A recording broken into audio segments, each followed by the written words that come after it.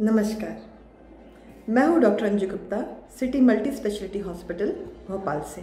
आज मैं आप सभी को हार्ट फेलियर के बारे में बताना चाहूँगी। हार्ट फेलियर के कारण कई हैं, जैसे ब्लड प्रेशर, डायबिटीज़, मोटापा, पर इससे भी ज़्यादा ज़रूरी यानी ख़ास कारण है हार्ट अटैक। हार्ट अटैक यानी कि खून का कोई थक्का हार्ट की किसी भी धमनी में जाकर यानी आर्टरी में जाकर फंस जाता है और फिर वो हिस्सा आगे का ब्लड सप्लाई रोक देता है और फिर मरीज़ को सीने में दर्द होता है और हार्ट अटैक होता है। हार्ट अटैक का मरीज़ यदि सही समय पर हॉस्पिटल पहुंच जाए तो उसका ट्रीटमेंट भी हो जाता है, परंतु यदि वो लेट हो जाए तो जो हिस्सा हार्ट का यानी हार्ट की मांसपेशियों का बिना खून के इतनी देर तक रहता है वो हिस्सा खराब हो जाता है। इस सिचुएशन को हम मायोकार्डियल इन्फार्क्शन कहते हैं, यानी हार्ट अटैक का दूसरा नाम मायोकार्डियल इन्फार्क्शन है। तो ये हिस्सा हम जान तो बचा लेते हैं मरीज़ की, परंतु ये हिस्सा धीरे धीरे फैलने लग जाता है और हार्ट का पंपिंग एक्शन कम होने लग जाता है। तो हार्ट एक्चुअली एक पंप जैसा ही एक्ट करता है, यानी कि खून जो वेन्स के द्वारा हमारे शरीर में हार्ट में आ रहा है उसको पंप करके आर्टरीज में देता है। तो जो ऑक्सीजन वाला खून है वो लंग्स के थ्रू हार्ट के बाएं हिस्से में आता है और शरीर के सभी हिस्सों में जाता है। और जब मेटाबॉलिज्म हो जाता है शरीर के हर हिस्से में, वो खून वेन्स के द्वारा हार्ट के दाहिने हिस्से में जाता है, जो हार्ट पंप करके लंग्स में पहुंचाता है, यानी फेफड़ों में पहुंचाता है ऑक्सीजनेशन के लिए। तो लंग्स में ऑक्सीजन होता है जो इन खून में मिल जाता है और खून में मिला हुआ कार्बन डाइऑक्साइड लंग्स में बाहर हो जाता है। उसी तरह हमारे टॉक्सिन्स और भी बनते हैं, जैसे यूरिया, तो ये बनता है लिवर में जाके बनता है। तो लिवर उस खून को वेन्स के द्वारा हार्ट में पहुंचाता है, जिसे हार्ट किडनी में पहुंचाता है। तो यूरिया हमारा किडनी द्वारा बाहर चला जाता है। यानी हार्ट का असली काम है पंप करना खून को, जिससे शरीर के हर हिस्से को न्यूट्रिशन मिले, ऑक्सीजन मिले और जो भी टॉक्सिन्स बने शरीर में उसको बाहर निकाल सके।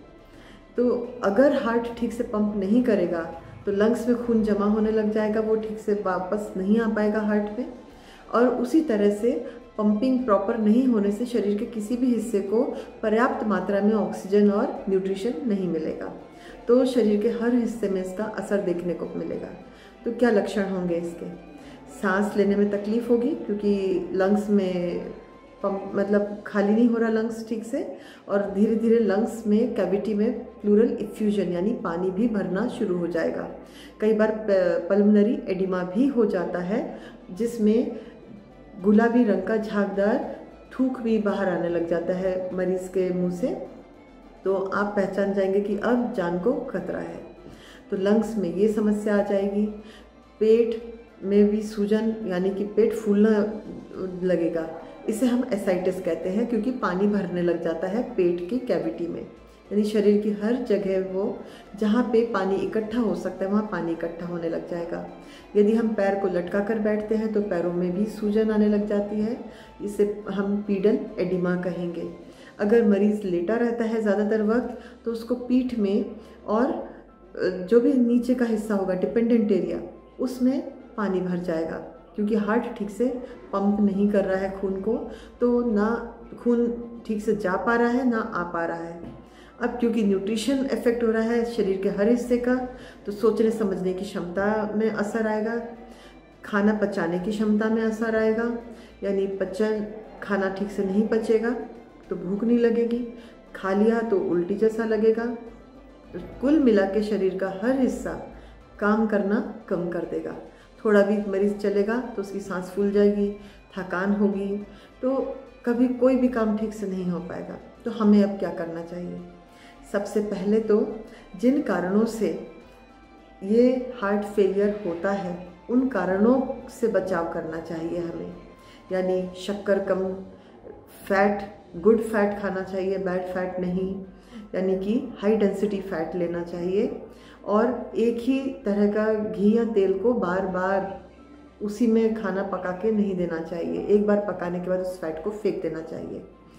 फिर शक्कर, नमक, इस तरह की चीज़ों का सेवन कम से कम करें। शराब, धूम्रपान, नशे वाली दवाइयाँ, इनको भी पूरी तरह से बंद कर दें। फिर तनाव ना लें, पर्याप्त नींद लें, मोटापे का खास ध्यान रखें, उसके लिए व्यायाम भी करें। तो इस तरह हेल्दी लाइफस्टाइल रहने से आपको वो बीमारियां ही नहीं होंगी, या अगर होंगी तो वो इजीली कंट्रोल हो जाएंगी, जिनके कारण हार्ट फेलियर होता है। और उसके उपरांत भी यदि आपको हार्ट फेलियर हो जाता है या वो सारी बीमारियां हो जाती हैं जिनके कारण हार्ट फेलियर होता है, तो आप डॉक्टर से सलाह ज़रूर लें और डॉक्टर की दी हुई दवाइयाँ ज़रूर लें। उम्मीद है आप समझ गए होंगे। अब अपने आप को सेफ रखें, सुरक्षित रखें। धन्यवाद। कैसा लगा ये वीडियो हमें कमेंट सेक्शन में ज़रूर बताएं, और अगर ये वीडियो पसंद आया हो तो इसे लाइक और शेयर भी करें, और हमारे चैनल एशियानेट न्यूज़ हिंदी को सब्सक्राइब करना ना भूलें, और इसके नोटिफिकेशन पाने के लिए बेल आइकन को ज़रूर दबाएं।